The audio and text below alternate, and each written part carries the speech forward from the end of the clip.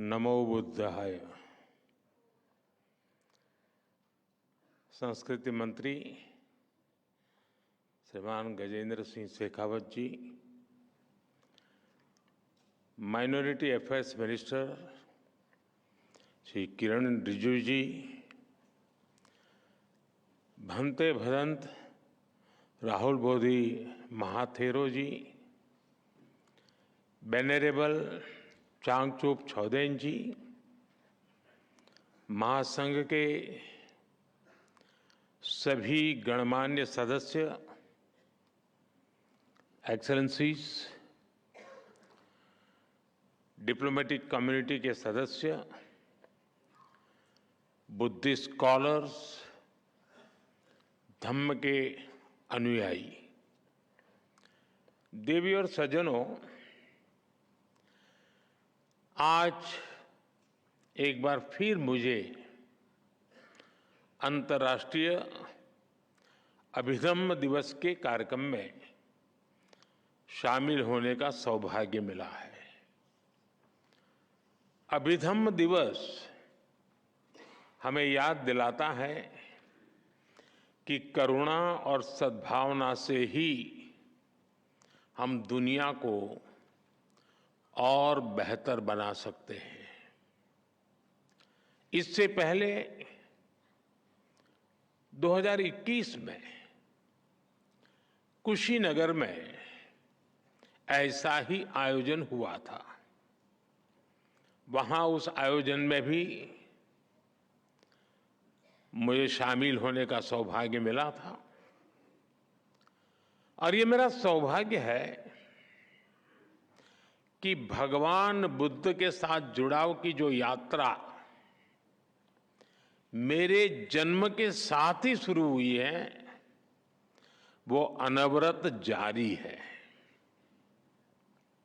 मेरा जन्म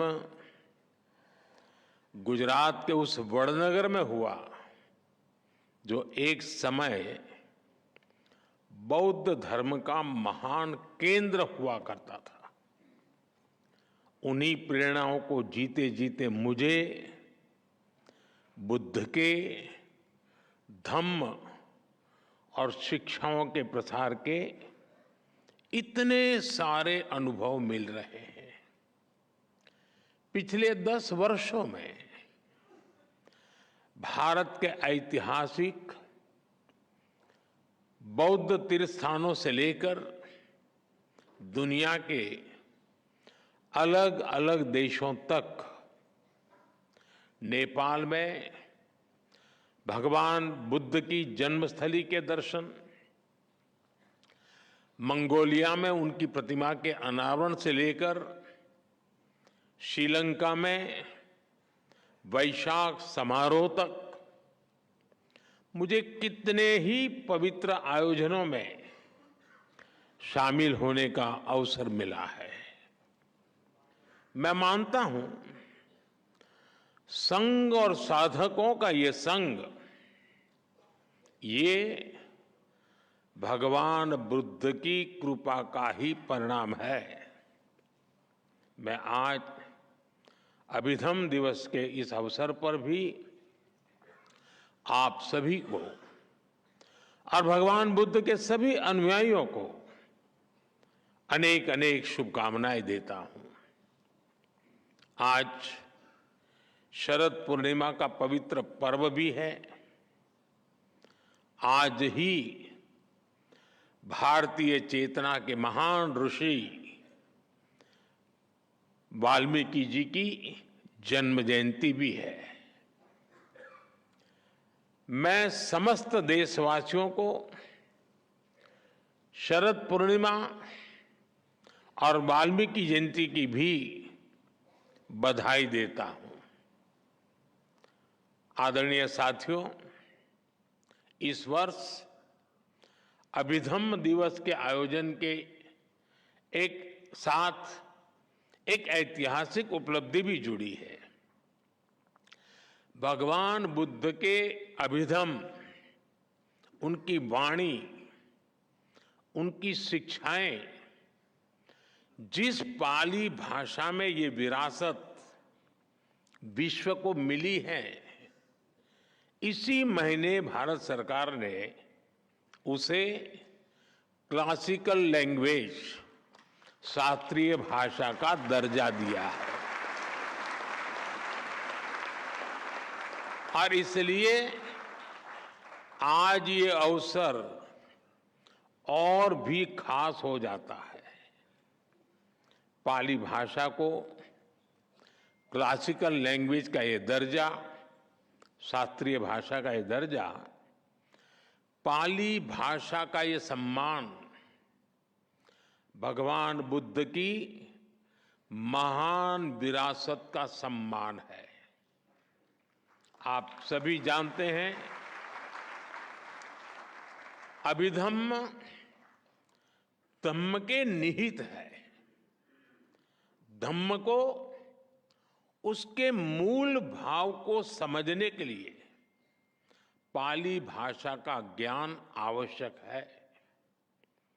धम्म यानी बुद्ध के संदेश, बुद्ध के सिद्धांत।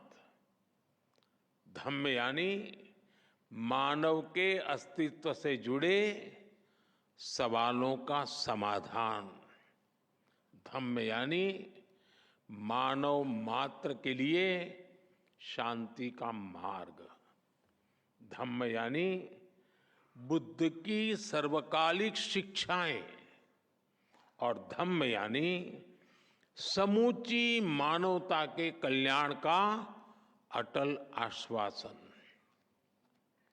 पूरा विश्व भगवान बुद्ध के धम्म से प्रकाश लेता रहा है, लेकिन साथियों, दुर्भाग्य से पाली जैसी प्राचीन भाषा, जिसमें भगवान बुद्ध की मूल वाणी है, वो आज सामान्य प्रयोग में नहीं है। भाषा केवल संवाद का माध्यम भर नहीं होती।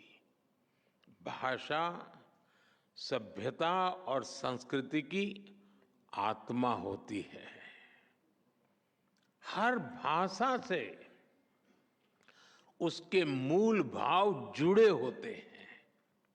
इसलिए भगवान बुद्ध की वाणी को उसके मूल भाव के साथ जीवंत रखने के लिए पाली को जीवंत रखना, ये हम सबकी जिम्मेदारी है।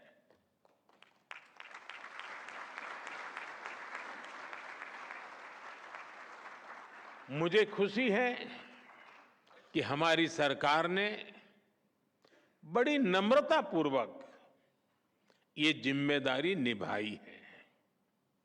भगवान बुद्ध के करोड़ों अनुयायियों को, उनकी लाखों भिक्षुकों की अपेक्षा को पूरा करने का हमारा नम्र प्रयास है। मैं इस महत्वपूर्ण निर्णय के लिए भी आप सबको बहुत बहुत बधाई देता हूं।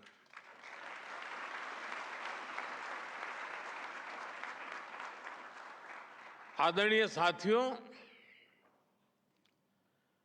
भाषा, साहित्य, कला, अध्यात्म, किसी भी राष्ट्र की ये धरोहरें उसके अस्तित्व को परिभाषित करती है।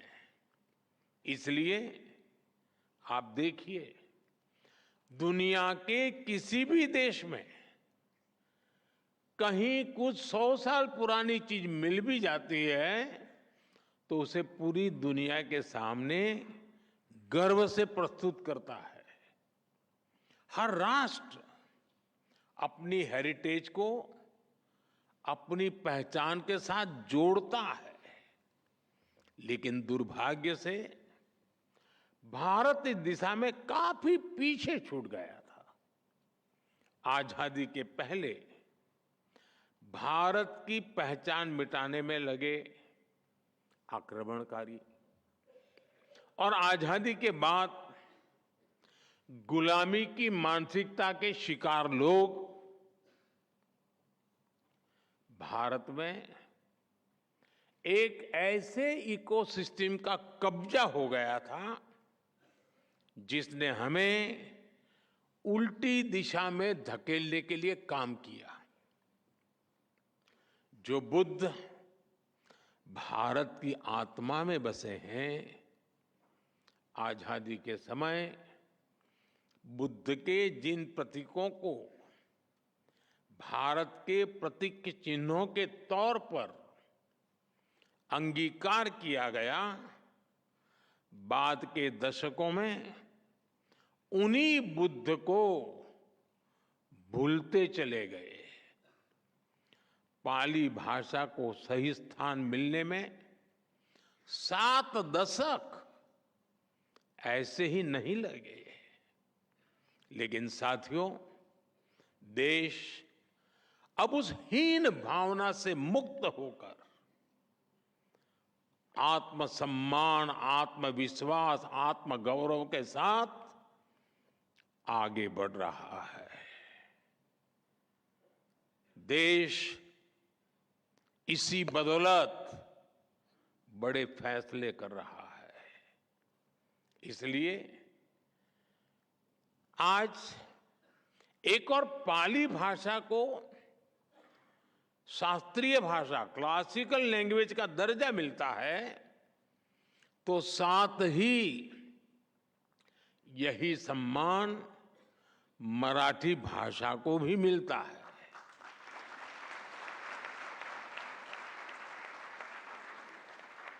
और देखिए कितना बड़ा सुभग संयोग है कि बाबा साहब आम्बेडकर से भी ये सुखद रूप से जुड़ जाता है। बौद्ध धर्म के महान अनुयायी हमारे बाबा साहब आम्बेडकर, पाली में उनकी धम्म दीक्षा हुई थी और वो स्वयं उनकी मातृभाषा मराठी थी। इसी तरह हमने बांग्ला, असमिया और प्राकृत भाषा को भी शास्त्रीय भाषा, क्लासिकल लैंग्वेज का दर्जा दिया है।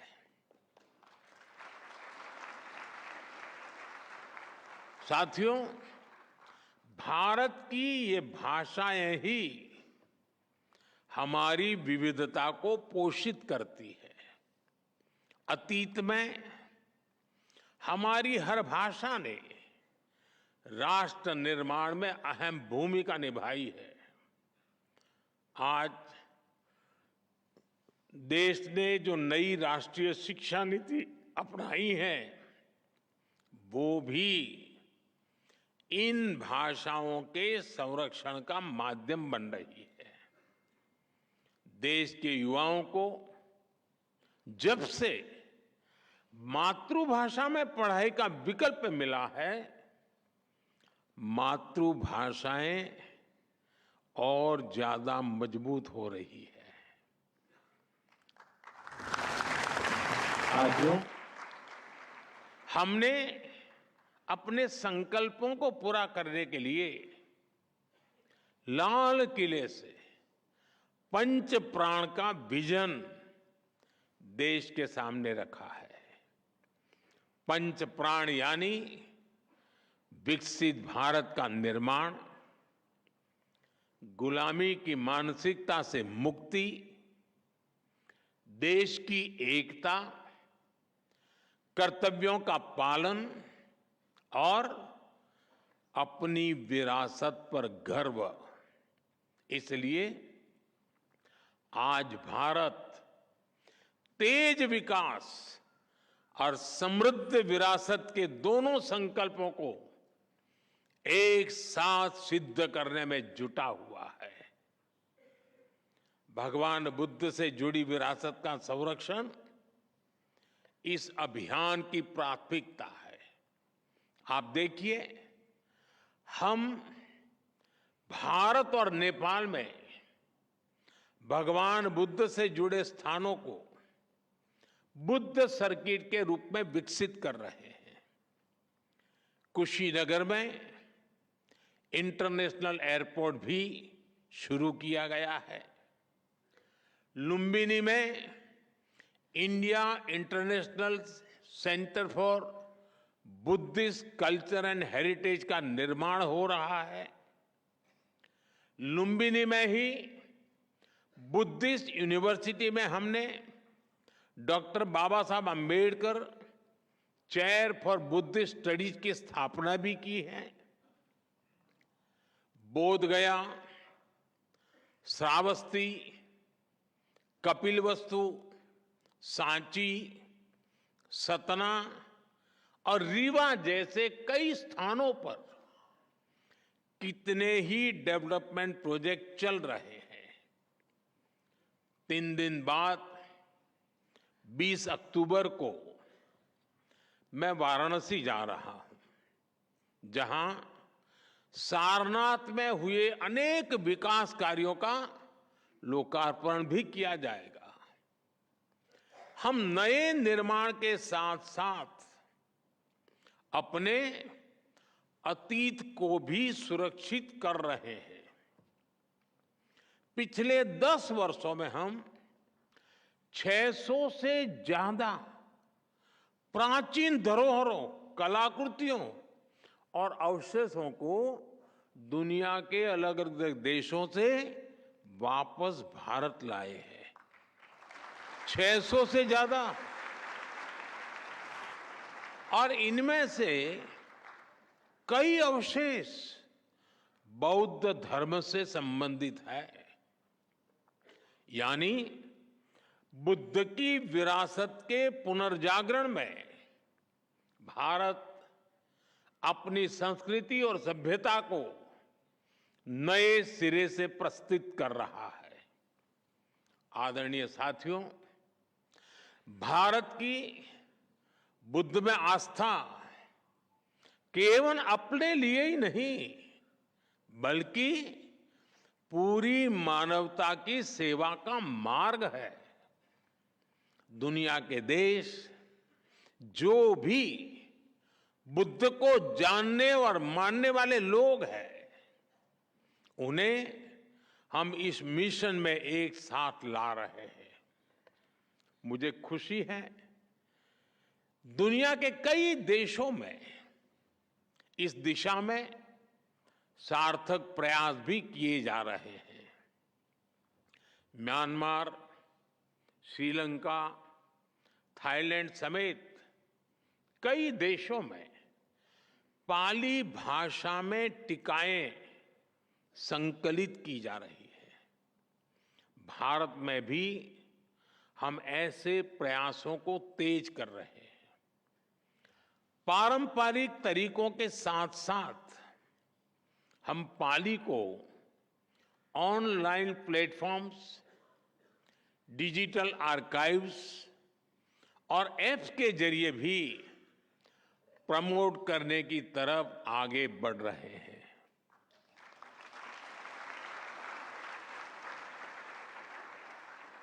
भगवान बुद्ध को लेकर मैंने पहले भी कहा है,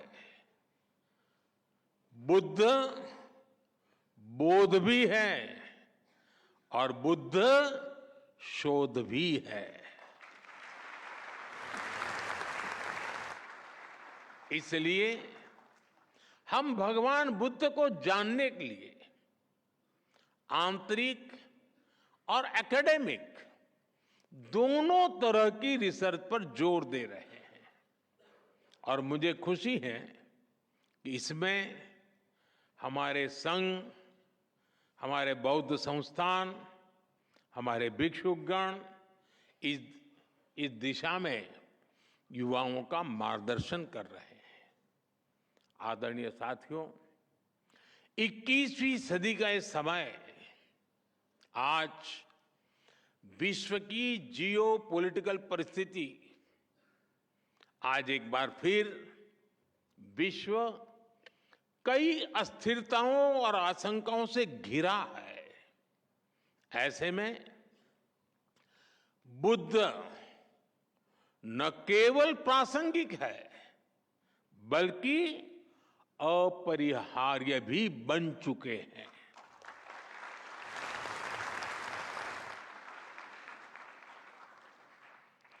मैंने एक बार यूनाइटेड नेशंस में कहा था, भारत ने विश्व को युद्ध नहीं बुद्ध दिए हैं।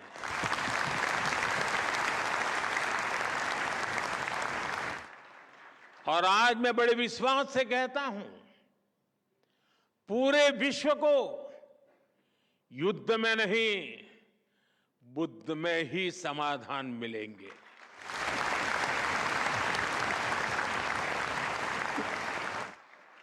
मैं आज अभिधम्म पर्व पर पूरे विश्व का आह्वान करता हूं, बुद्ध से सीखिए, युद्ध को दूर करिए, शांति का पथ प्रशस्त करिए, क्योंकि बुद्ध कहते हैं नत्थि संति परम सुखम, अर्थात शांति से बड़ा कोई सुख नहीं है।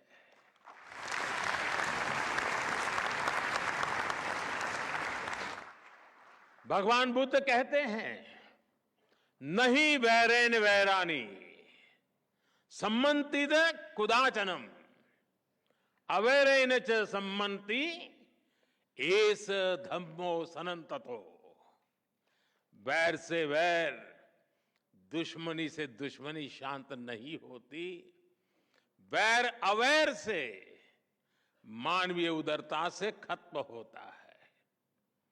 बुद्ध कहते हैं भवतु सब मंगलम, यानी सबका मंगल हो, सबका कल्याण हो। यही बुद्ध का संदेश है, यही मानवता का पथ है। आदरणीय साथियों, 2047 तक के ये 25 वर्ष का कार्यकाल, इस 25 वर्ष को अमृत काल की पहचान दी है। अमृत काल का ये समय भारत के उत्कर्ष का होगा। ये विकसित भारत के निर्माण का कालखंड होगा। भारत ने अपने विकास का जो रोडमैप बनाया है, उसमें भगवान बुद्ध की शिक्षाएं हमारा पथ प्रदर्शन करेगी। ये बुद्ध की धरती पर ही संभव है कि आज दुनिया की सबसे बड़ी आबादी संसाधनों के उपयोग को लेकर सजग है। आप देखिए, आज क्लाइमेट चेंज के रूप में इतना बड़ा संकट दुनिया के सामने है। भारत इन चुनौतियों के लिए न केवल खुद समाधान तलाश रहा है, बल्कि उन्हें विश्व के साथ साझा भी कर रहा है। हमने दुनिया के कई देशों को साथ जोड़कर मिशन लाइफ शुरू किया है। भगवान बुद्ध कहते थे अत्तानमेव पठमन पति रूपे निवेशये, अर्थात हमें किसी भी अच्छाई की शुरुआत स्वयं से करनी चाहिए। बुद्ध की यही शिक्षा मिशन लाइफ के केंद्र में है, यानी सस्टेनेबल फ्यूचर का रास्ता हर व्यक्ति की सस्टेनेबल लाइफस्टाइल से निकलेगा। भारत ने जब दुनिया को इंटरनेशनल सोलर अलायंस जैसा मंच दिया, भारत ने जब G20 की अपनी अध्यक्षता में ग्लोबल बायोफ्यूल अलायंस का गठन किया, भारत ने जब one sun one world one grid का विजन दिया, तो उसमें बुद्ध के विचारों का ही प्रतिबिंब दिखता है।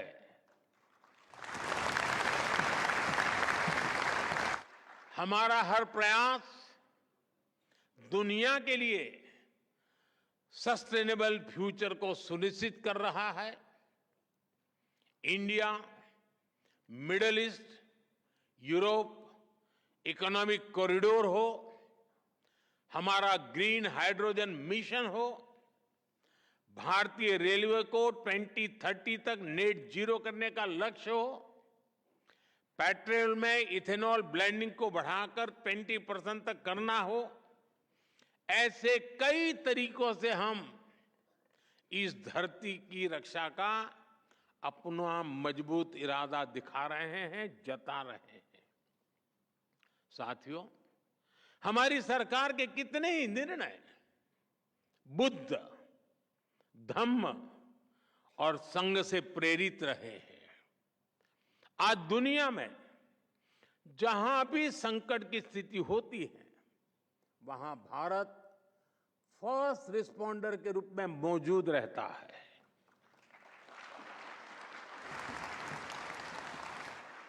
यह बुद्ध के करुणा के सिद्धांत का ही विस्तार है।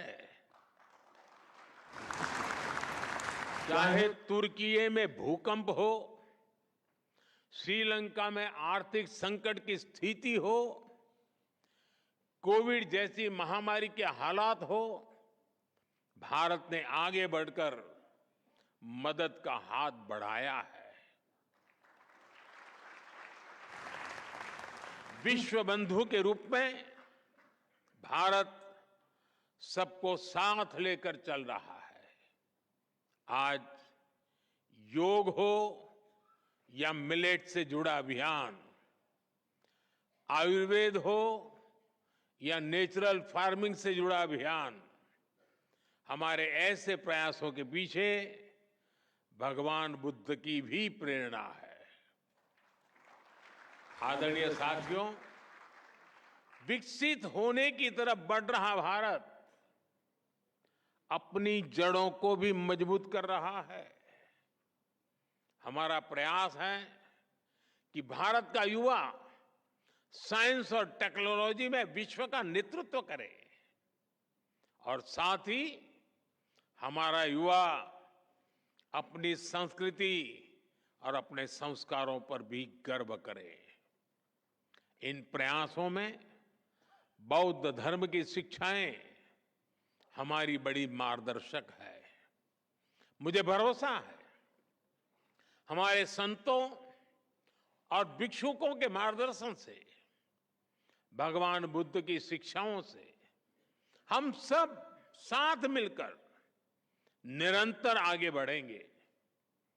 मैं आज के इस पवित्र दिवस पर इस आयोजन के लिए आप सभी को एक बार फिर अनेक अनेक शुभकामनाएं देता हूं।